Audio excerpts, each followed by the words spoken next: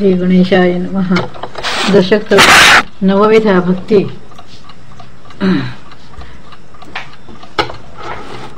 समास पहिला. श्रवण भक्ती. श्रीराम. श्री समर्थ म्हणतात की श्री गणनाथाचा जय जयकार असो. हे गणनाथा, तू विद्यावैभवाने संपन्न असून ती दुसऱ्यास देण्याचे सामर्थ्य तुझपाशी आहे. अध्यात्म विद्येचे रहस्य असा जो परमार्थ तो माझ्याकडून आपणच वधून घ्यावा.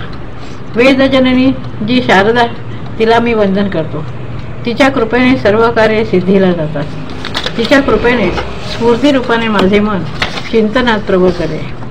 नंतर श्रेष्ठाहून श्रेष्ठ अशा श्री सद्गुरूंचे स्मरण करू, कारण गुरुकृपेमुळेच ज्ञानविचार कळू लागतो. श्रोत्याने चांगला प्रश्न केलाय की भगवत भजन कसे करावे, म्हणून स्वाभाविकच निरनिराळ्या ग्रंथातील भगवत भजनासंबंधीची वचने येथे सांगतो.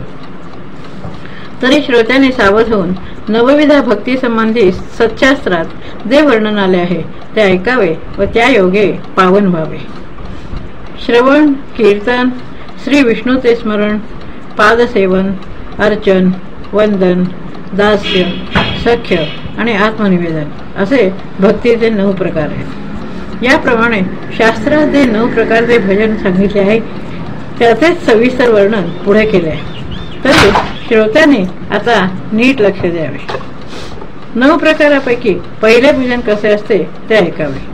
भगवंताच्या कथा ऐकाव्यात, पुराण श्रवण करावे आणि नाना प्रकारे अध्यात्म निरूपण केले जाते तेही ऐकावे.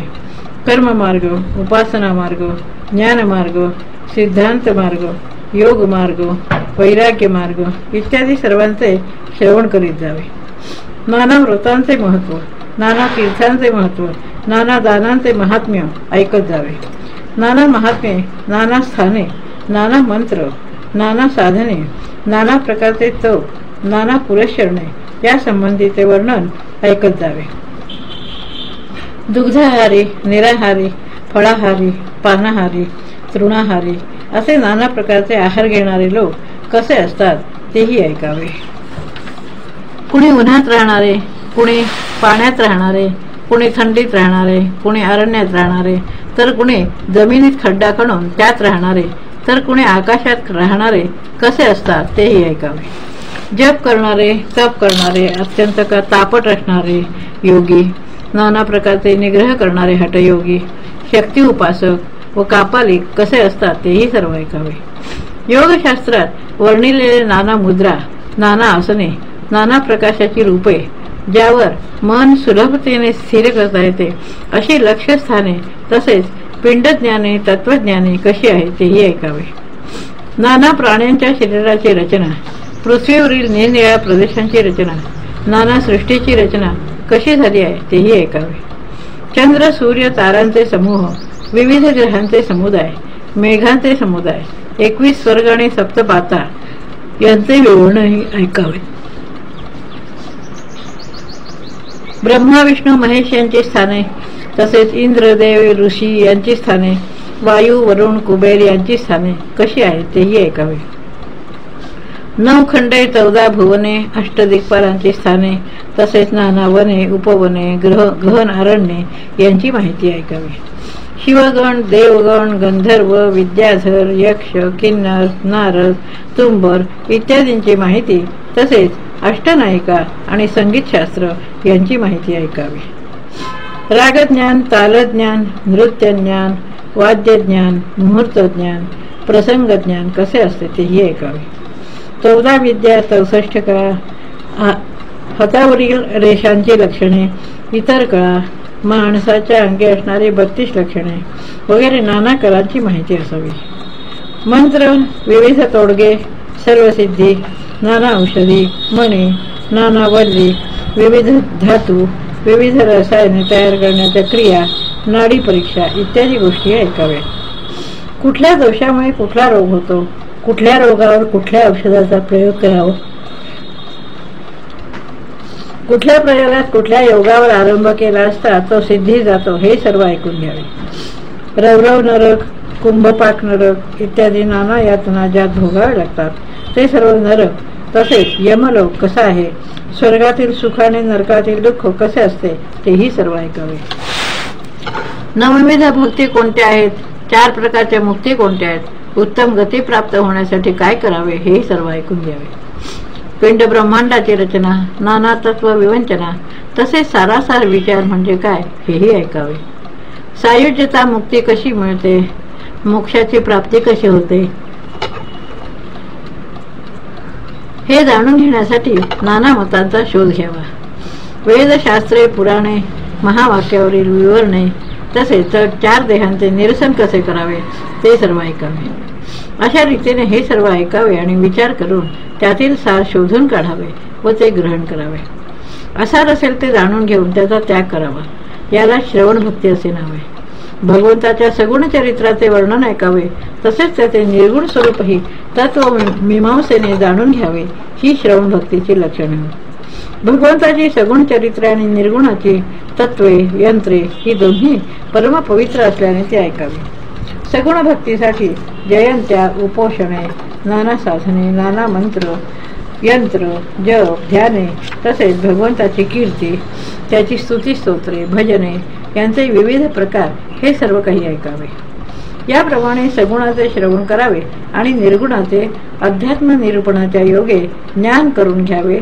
थोडक्यात म्हणजे वेगळेपणाचा त्याग करून ऐक्यतेचे, भक्तीचे मूळ शोधावे. भगवंताची एकरूपता कशी होईल हे जाणून घ्यावे. आतापर्यंत श्रवण भक्तीचे निरूपण केले. आता पुढे कीर्तन भजनाचे लक्षण सांगितले जाईल.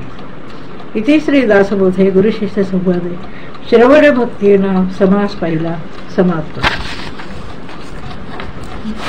दशक 4 समास 2 कीर्तन भक्ती. श्रीराम. श्री समर्थ म्हणतात की श्रोत्याने भगवत भजनासंबंधी प्रश्न केला. ते भगवत भजन 9 प्रकारचे आहे म्हणून सांगितले. प्रथम श्रवणाचे वर्णन केले.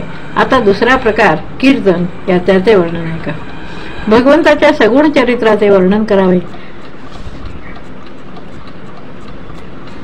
नित्य हरिकथा करावी. भगवंताच्या कीर्तीचे वर्णन करावे, ती वाढवावी. आपल्या वैखरी वाणीचा अखंड यथायोग्य उपयोग करून भगवत गुणवर्णन तिथेकडून अखंड करवावे. खूप पाठांतर करावे. खूप ग्रंथांचा अभ्यास करून त्यातील सारांश कंठस्थ करावा आणि निरंतर भगवंताची कथा सांगत जावी. स्वतःचे हित साधण्यासाठी म्हणजेच मनुष्य जन्म सार्थकी लावून भगवत प्राप्ती करून घेण्यासाठी पुन्हा पुन्हा हरिकथा करावी. त्याशिवाय कधी राहूच नाही. हरिकथेत रोज नित्य नवा रस उत्पन्न होईल असा हव्यास धरावा. त्यासाठी खूपच प्रयत्न करावा. सर्व ब्रह्मांड हरिकीर्तनाने दुमदुमून सोडावे. हरिकीर्तनाची अगदी मनापासून आवड असावी. त्याची गोडी अगदी जीवाभावापासून असावी आणि सदा सर्वदा हरिकीर्तनाचीच उत्कंठा असावी. भगवंतास कीर्तन अत्यंत प्रिय आहे. कीर्तनानेच समाधान प्राप्त होते. श्रोता वक्ता यांना समाधान देऊन बहुजन समाजातही उद्धार होण्याकरता कलियुगात हरिकीर्तन हा उत्तम उपाय आहे. भगवंताच्या विविध आणि अद्भुत रूपांचे वर्णन करावे. त्याच्या वस्त्रालंकाराचे, भूषणांचे वर्णन अशा प्रकारे करावे की अंतःकरणाचे ध्यान ठसले पाहिजे. अशा रीतीने भगवंताचे ध्यान मनात धरून कथा करावी. भगवंताचे यश, त्याची कीर्ती, त्याचा प्रताप, महिमा अत्यंत आवडीने अशा प्रकारे वर्णावा की जेणेकरून तो ऐकत असता भगवत भक्ताचा आत्मा संतुष्ट होईल. भगवत कथा सांगताना सुसंगती असावी. शब्द पांडित्य, वक्तृत्व असावे. अधूनमधून भगवंताच्या नामाचा घोष करावा. सर्वांनी टाळ्या वाजवाव्या. प्रसंगानुसार पुराण आदी शास्त्रीय ग्रंथातून वर्णिलेले दृष्टांतादी प्रसंग तसेच प्रत्यक्ष घडलेल्या प्रसंगाचे दृष्टांत यांचा उपयोग विवेचन नीट समजण्याकरता करावा. हरिकीर्तनात रंग भरण्यासाठी टाळ, मृदुंग, संगीत, नृत्य, तानमान यांचा उपयोग करावा. पण या सगळ्यामध्ये कथेचा मागचा पुढचा संबंध तुटणार नाही याची काळजी घ्यावी. कथा सांगताना करुण रसाचा आविष्कार व्हावा. करुण रसाचे लोट वाहतील अशी घडघडाटाने कथा करावी आणि श्रोत्यांचे कान आनंदाने भरून टाकावे. कंप, रोमांच, स्फुरण, प्रेमाश्रू इत्यादी अष्टसात्विक भाव प्रगट होतील अशा प्रकारे कथा करावी. प्रेमाने भगवंताचे गुणगान करून देवद्वारी लोटांगणे नमस्कार करावे. प्रसंगानुसार पदे, दोहे, श्लोक, प्रबंध, धाटी, मुद्रा, अनेक छंद, वीरश्री निर्माण करणारे भाषण, विनोद यांचा उपयोग करावा. कथेमध्ये शृंगारासकट नवरस आणावा असावेत. उत्तम गद्यपद्य वाङ्मय बोलावे. शास्त्राधारे प्रसंगाला अनुसरून नाना वचने बोलावे. कीर्तनात भक्ती, ज्ञान, वैराग्य यांची लक्षणे तसेच नीती, न्याय आणि स्वधर्म रक्षण यासाठी काय करावे, विविध साधन मार्ग कोणते आहेत, परमात्म्याचं स्वरूप कसे आहे या संबंधीचे प्रांजळ निरूपण असावे. प्रसंग पाहून कीर्तनाचा विषय निवडावा. सगुणाचा प्रसंग असेल तर भगवंताच्या सगुण चरित्राचे, कीर्तीचे वर्णन करावे. निर्गुणाचा प्रसंग असेल तर अध्यात्माचे निरूपण करून अध्यात्म विद्या वाढवावी. प्रथम पूर्वपक्ष त्यागून नंतर सिद्धांत निरूपण नेमस्तपणे म्हणजे यथायोग्य रीतीने करावे. शक्यतो विषयाला सोडून अस्ताव्यस्त बोलूच नाही. वेदांचे पारायण करावे. लोकांना पुराण सांगावे. तसेच माया ब्रह्म या संबंधीचे सांगोपांग विवरण करावे. ब्राह्मण धर्माचे आदराने रक्षण करावे. भगवंताची उपासना भजनाद्वारे रक्षण करावे आणि आपली गुरुपरंपरा निर्धाराने टिकवून धरावे. तीस बाधा येऊ देऊ नये. वैराग्याचे रक्षण करावे. ज्ञानाचे रक्षण सांभाळावे. जो अत्यंत सावधानी विचारवंत वक्ता असतो त्याला हे सर्व जमते. कीर्तन ऐकून श्रोत्यांच्या मनात संदेह उत्पन्न होईल आणि खरोखरच त्याचे समाधान नष्ट होईल. असेच नीती, न्याय व साधन यात बाधा येईल असे वक्त्याने काही बोलू नये. सगुण कथेलाच कीर्तन असे म्हणतात. अद्वैताचे प्रतिपादन किंवा स्पष्टीकरण याला निरूपण म्हणतात. कीर्तनकाराने सगुणाचे महत्त्व रक्षून निर्गुणाचे प्रतिपादन करावे. जो अल्पबुद्धीचा आहे त्याला, ज्याला अनुभव नाही, वक्तृत्व नाही, सर्व प्रकारे जो उणा आहे त्याला वक्तृत्वाचा अधिकार नसतो. जो खरोखर अनुभवी असेल तोच वक्ता होऊ शकतो. असा अनुभवी वक्ता सर्वांचे रक्षण करून ज्ञानाचे निरूपण करतो. ते अशा प्रकारे करतो की वेदाज्ञेचा भंग न होता प्राणीमात्रांनी सन्मार्गास प्रवृत्त व्हावे. असो हे सर्व राहू द्यावे. भगवंताच्या गुणानुवादाचे वारंवार कथन गायन करणे यालाच दुसरे भगवत भजन किंवा कीर्तन भक्ती असे म्हणतात. कीर्तनाने मोठे दोष नाहीसे होतात. कीर्तनाने उत्तम गती मिळते. एवढेच नव्हे तर कीर्तनाने भगवत प्राप्ती होते. यात तिळमात्र संदेह नाही. कीर्तनाने वाणी पवित्र होते. कीर्तनाने माणूस सत्पात्र बनतो. हरी कीर्तनाने सर्व भाविक श्रोते सदाचारी बनतात. कीर्तनाने एकाग्रता साधते. कीर्तनाने भगवत प्राप्तीचा निश्चय दृढ होतो. कीर्तनाने श्रोत्यांचे आणि वक्त्यांचे सर्व संशय नष्ट होतात. ब्रह्मदेवाचे पुत्र देवर्षी नारद सदा सर्वदा हरी कीर्तन करीत असतात. म्हणून लोक त्यांना नारायण रूप मानतात. म्हणून कीर्तनाचा महिमा अवर्णनीय आहे. कारण कीर्तनाने परमात्म्याला आनंद होतो. किंबहुना सर्व तीर्थे आणि भगवंत हरी कीर्तनात प्रत्यक्ष राहतात. इति श्रीदासबोधे गुरुशिष्य संवादे कीर्तन भक्तिनाम समास दुसरा समाप्त.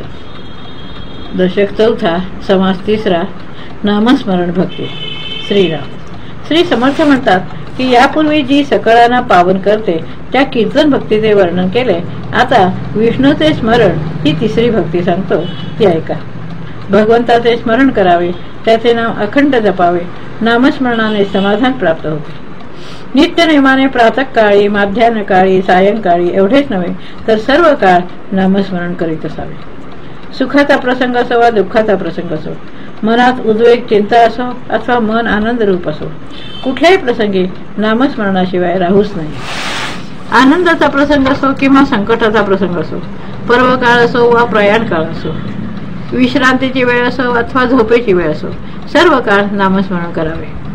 एखादी समस्या निर्माण झालेली असो, काही अडचण असो वा संकट असो, किंवा संसारातील नाना खटपटी लटपटी चाललेल्या असो, किंवा मनात कशाच्या तरी योगाने चिंता किंवा चुटपुट लागलेली असो, सर्व अवस्थामध्ये नामस्मरण करीतच राहावे.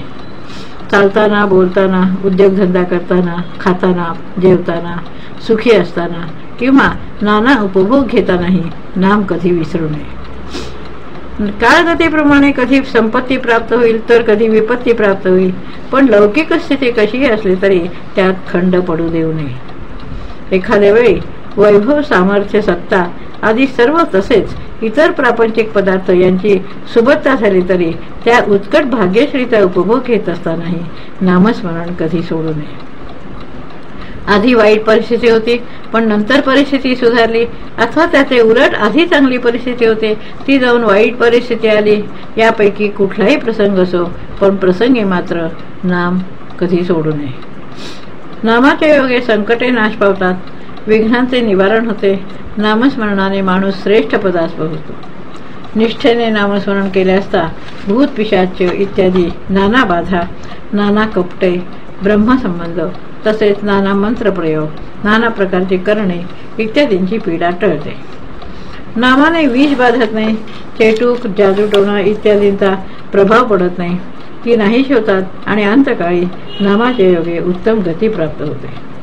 बालपणी, तरुणपणी, संकटाच्या काळी आणि वृद्धपणी सदा सर्व काळ तसेच अंतकाल आला असताही नामस्मरण चालूच ठेवावे.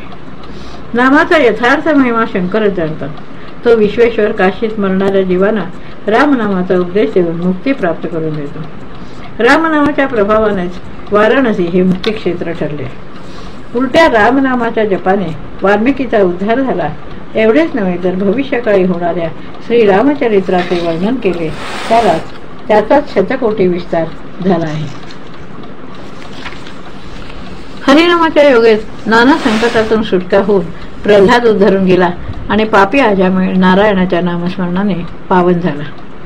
नामाच्या प्रभावाने समुद्रात पाषाण तरले. असंख्य भक्त रामनामामुळे उद्धरून गेले. अत्यंत महापापी होते ते परमपवित्र बनले. परमेश्वराचे अनंत नामेत त्यातील एखाद्या नामाचे नित्यनेमाने प्रेमाने स्मरण केले असता माणूस उद्धरून जातो. नामस्मरणाच्या प्रभावाने यमयातना भोगावे लागत नाही. भक्ताच्या हजारो नामापैकी कोणतेही एक नाम निष्ठेने घेत राहिल्यास मनुष्य जन्माचे सार्थक होते. नामस्मरण केल्याने ते करणारा स्वतः पुण्यात्मा बनतो.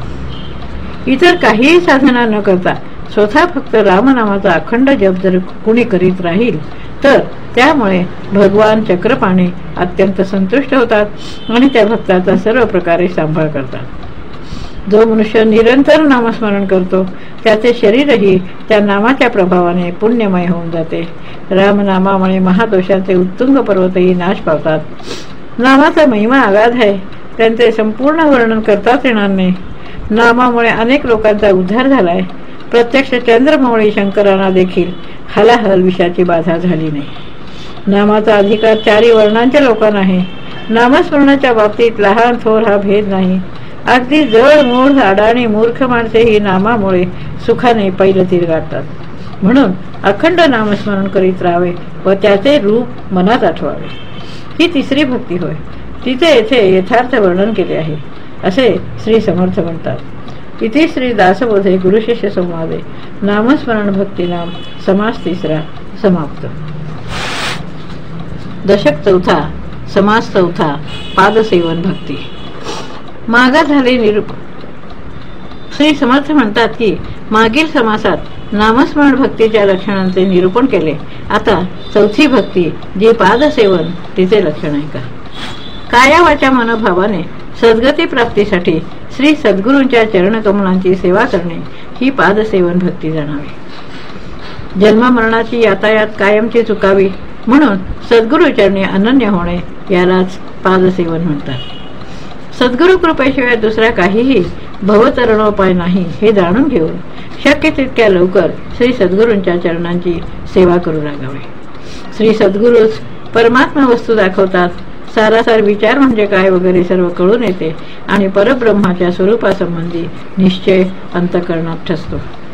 जी वस्तू डोळ्यास दिसत नाही आणि मनानेही जी अनुमानता येत नाही ती आत्मवस्तू संगाचा त्याग केल्याशिवाय अनुभवास येत नाही.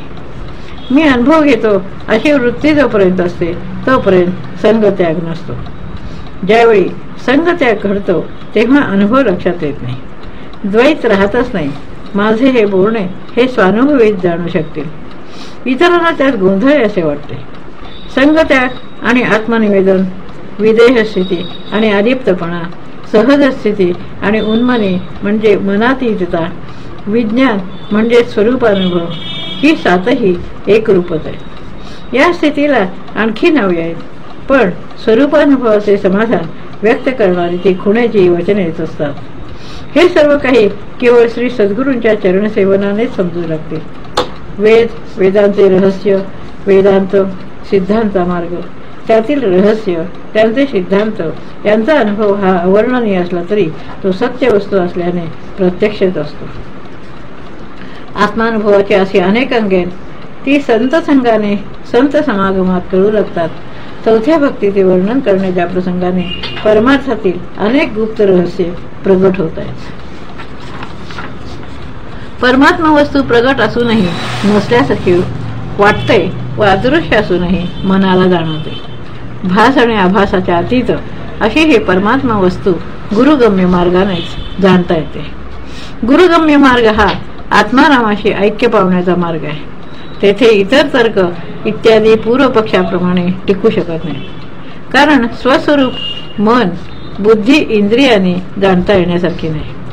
त्या वस्तूस लक्ष देऊन आतमध्ये पाहण्याचा प्रयत्न करावा, ध्यान धरून त्यात जाणाव्याचा प्रयत्न करावा. मग तसे करताना ती वस्तूच स्वतः आपणच होतो. शास्त्र प्रचिती, गुरु प्रचिती आणि आत्मप्रचिती ही त्रिविधा प्रचिती आहे. असं स्वस्वरूपानुभव प्राप्त करून घेण्याचे असे मार्ग आहेत. ते सारासार विचाराने कळतात व सत्संगाच्या योगे त्यांचा खरोखर अनुभव येतो. परमात्मा सत्य स्वरूप आहे त्याचा शोध घेऊ गेले की असत्याचा, माईक गोष्टींचा, माईक सृष्टीचा लोप होतो. या उलट माईक सृष्टीला खरे मानून त्यात गुरफटल्यावर सत्य स्वरूप परमात्मा दुरावतो.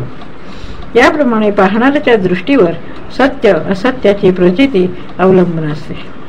पाहणारा परमात्मा वस्तू पाहण्याचा प्रयत्न करतो तेव्हा तो वेगळा उरतच नाही, तद्रूप होऊन जातो. असा तो जेव्हा तद्रूप होतो तेव्हाच त्याच्या अंगी समाधान बांधते. समाधान अनेक प्रकारे होत असले तरी सद्गुरूंच्या कृपेनेच अंगी बांधते. त्यांच्याशिवाय परमात्मा प्राप्तीचा दुसरा मार्गच नाही. नाना प्रयोग केले, ज्ञान भक्ती कर्मयोगादी अनेक साधने केली, निरनिराळ्या प्रकारे जपतपादी सायास केले, मोठ्या प्रयत्नाने अनेक विद्यांचा अभ्यास केला, तरी गुरु कृपेमुळे जी प्राप्ती होते ती दुसऱ्या कशानेही होऊ शकत नाही. जे अभ्यासाने प्राप्त होऊ शकत नाही, जे साधनाने असाध्य आहे, त्याचे ज्ञान सद्गुरूशिवाय कसे काय होणार. म्हणून ज्ञानमार्ग कळण्यासाठी सत्संग करण्याची अत्यंत आवश्यकता आहे. सत्संगाखेरीज या गोष्टी बोलू सुद्धा नाहीत. सद्गुरूंच्या चरणांची सेवा याचेच नाव पादसेवन. याप्रमाणे चौथ्या भक्तीचे लक्षण येथे वर्णन केले आहे. देव, ब्राह्मण, आत्मज्ञानी संत व अत्यंत सात्विक सज्जन ही सेवेस योग्य स्थान आहे. त्यांच्या ठिकाणी दृढ सद्भाव धरावा. हे जे मी सांगितले ते प्रवृत्तीचे बोलणे असून व्यवहार आणि परंपरा यांचे रक्षण व्हावे म्हणून सांगितले. परंतु वास्तविक सद्गुरु चरणांची सेवा हीच खरी पादसेवन भक्ती होय. ही पादसेवन नावाची चौथी भक्ती त्रैलोक्याला पावन करणारी असून या भक्तीच्या योगेच साधकाला सायुज्य मुक्ती प्राप्त होते. म्हणून ही भक्ती श्रेष्ठातही श्रेष्ठ आहे असे मी निर्धारपूर्वक सांगतो. तिच्या योगेस अनेक लोक या संसार सागराच्या पहिल्या तीरास पोहोचलेले आहेत. इति श्री दासबोधे गुरुशिष्य संवादे पादसेवन भक्ती नाम समास चौथा समाप्त. दशक चौथा समास पाचवा अर्चन भक्ती. श्री समर्थ म्हणतात की मागल्या समासात चौथ्या भक्तीचे लक्षण वर्णन करून सांगितले. आता सावध होऊन पाचवी भक्ती कशी असते ते ऐका. अर्चन ही पाचवी भक्ती असून अर्चन म्हणजे देवतार्चन करणे, पण ते शास्त्रोक्त विधीप्रमाणे यथासांग केले पाहिजे. नाना प्रकारचे आसने, पूजेची उपकरणे, वस्त्रे, अलंकार, भूषणे याने पूजा करावी. मनात मूर्तीचे ध्यान करावे आणि तिची मानस पूजा करावी. ही पाचवी भक्ती आहे. देव, ब्राह्मण, अग्नी, साधू संत, अतिथी, अभ्यागत यांचे पूजन, तसेच यती, ब्रह्मज्ञानी, संत, गाय यांचे पूजन ही पाचवी भक्ती जाणावी. धातू, मृत्तिका, पाषाण यांच्या मूर्ती तसेच तसबिरी व गंधाच्या लेपाने भिंतीवर काढलेल्या उपासना मूर्ती किंवा संत यांची पूजा करावी. तसेच आपल्या घरातील देवांचीही पूजा करावी. याला पाचवी भक्ती म्हणतात. 7 किंवा 9 शुभचिन्हे असलेले दगड, शाळीग्राम, चक्रांकित दगडाचे तुकडे, शिवलिंगे, सूर्यकांत, चंद्रकांत, शंकराचे बाण, तांदळे आणि नर्मदेतील गोटे, तसेच भैरव, भगवती म्हणजे देवी, मल्हारी, मुंजा, नरसिंह, बनशंकरी, नाग, निरनिळ्या प्रकारच्या देवतांचा छाप असलेली नाणी, पंचायतनाची म्हणजे गणेश, सूर्य, शक्ती, शिव, विष्णू या मुख्य 5 देवतांची पूजा ही अर्चन भक्ती होय. गणेश, शारदा, विठ्ठल यांच्या मूर्ती, तसेच रंगनाथ, जगन्नाथ, नटराज यांच्या मूर्ती, श्रीरंग, हनुमंत, गरुड यांच्या मूर्तीचे पूजन करावे. मत्स्य, कुर्म, वराह, नरसिंह, वामन, भार्गव यांच्या मूर्ती, राम, कृष्ण, हयग्रीव यांच्या मूर्तींचीही पूजा करावी. केशव, नारायण, माधव, गोविंद, विष्णू, मधुसूदन, त्रिविक्रम, वामन, श्रीधर, ऋषिकेश, पद्मनाभ, दामोदर, संकर्षण, वासुदेव, प्रद्युम्न, अनिरुद्ध, पुरुषोत्तम, अधोक्षज, नरसिंह, अच्युत, जनार्दन आणि उपेंद्र यांच्या मूर्ती, तसेच हरिहरांच्या अनंत मूर्ती, भगवंत, जगदात्मा, जगदीश यांच्या मूर्ती आणि शिवशक्तीच्या बहुविध मूर्ती देवतार्चने पूजाव्यात. अश्वत्थनारायण, सूर्यनारायण, लक्ष्मीनारायण, श्रीमल्लनारायण, श्रीहरिनारायण, आदिनारायण, शेषशाही परमात्मा अशा परमेश्वराच्या मूर्ती दिसून येतात. त्यांचे अर्चन करणे ही 5वी भक्तीच आहे. याशिवाय आपल्या घरी जे कुळधर्म जसे चालत आले असतील त्यांचे त्याप्रमाणेच पालन करावे. त्यांचा अनुक्रम सोडू नये. उत्तम अथवा मध्यम कसेही असोत आपण ते करीत जावे. जाखमाता, मायराणी, बाळा, बगुळा, मानविणी, मांगिणी, जोगिणी यांची पूजा कुलधर्माप्रमाणे करावी. नाना तीर्थक्षेत्रांच्या ठिकाणी जावे. तेथे त्या देवतेचे पूजन करावे. नाना प्रकारच्या उपचाराने परमेश्वराची अर्चना करावी. पंचामृते, गंधाक्षता, नाना प्रकारची फुले, सुवासिक द्रव्ये, अनेक प्रकारचे धूपदीप, असंख्य निरांजने, कर्पूर आरती, नाना खाद्ये, सुंदर नैवेद्य, नाना प्रकारची फळे, विड्यांचे नाना प्रकार, दक्षिणा, नाना अलंकार, दिव्य अशी वस्त्रे, वनमाला, पालख्या, छत्रे, सुखासने, पालखीवर धरतात त्या उंच छत्र्या, अब्दागिरी, दिंड्या, पताका, निशाणे, टाळ, घोळ, मृदुंग, अनेक प्रकारची वाद्ये देवाला अर्पण करावी. अनेक प्रकारचे उत्सव, त्यात एकत्रित होणारे भक्तांचे समुदाय, हरिदास, भगवंताचे गुणानुवाद भगवंताच्या भक्तीत रंगून गाऊ लागतात. त्यामुळे आनंद उचंबळून येतो. पाण्याचे आड, विहिरी, सरोवरे, नाना देवालये, त्यांची शिखरे, मोठी अंगणे, सुंदर वृंदावने आणि तळघरे, मठ, मोठमोठ्या माड्या अथवा यात्रेच्या वेळी बाजारात मांडण्यासाठी केलेल्या मंडई, धर्मशाळा, तसेच देवद्वारे ओऱ्या, नाना उपकरणे, नक्षत्रमाला, नाना वस्त्रे वगैरे सामग्री, अनेक पडदे, चांदवे, मंडप, लोंबणारे मोत्यांचे रत्नांचे घोस, तसेच हत्ती, घोडे, रथ, गाड्या निरनिळ्या देवालयांना अर्पण करावेत. अलंकार आणि ते ठेवण्याच्या पेट्या, द्रव्य आणि ते ठेवण्याच्या पेट्या, अन्नोदक आणि त्यासाठी लागणारी ताटे, वाट्या, भांडी, पातेली, हंडे, कळशा वगैरे अनेक प्रकारची भांडी देवाला अर्पण करावी. वने, उपवने, पुष्पवाटिका, फुलबागा, फळबागा, तपस्वी लोकांना राहण्यासाठी झोपड्या असे सर्व समर्पण भावाने जगन्नायकाला यथासांग अर्पण करून या प्रकारे त्याची पूजा करावी. पोपट, सारिका, मोर, बदके, चक्रवाक, चकोर, कोकिळा वगैरे पक्षी आणि चितळ, सांबर यासारखी हरणे देवालयाला अर्पण करावी. त्याचप्रमाणे कस्तुरी मृग, मांजरे, गाई, म्हशी, बैल, वानरे ही जनावरे आणि इतर नाना पदार्थ आणि लेकरे देवालयाला अर्पण करावी.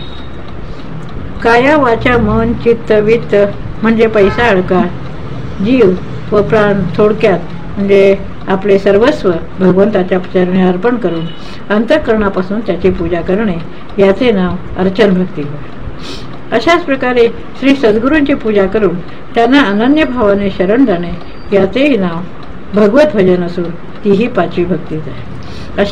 अशा रीतीने बाह्योपचाराने चांगली पूजा घडू शकली नाही तरी मानस पूजा तरी अगत्य करावी.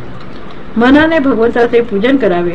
मनाने कल्पून विविध उपचार आदी सर्व काही त्यास प्रेमाने अर्पण करावे. मानसपूजेचे लक्षण हे असे आहे. आपल्याला देवाला जे जे अर्पण करावे अशी इच्छा असते ते सर्व मनाने कल्पून त्यांच्या चरणी अर्पण करावे. या प्रकारे मानसपूजा अवश्य करावी.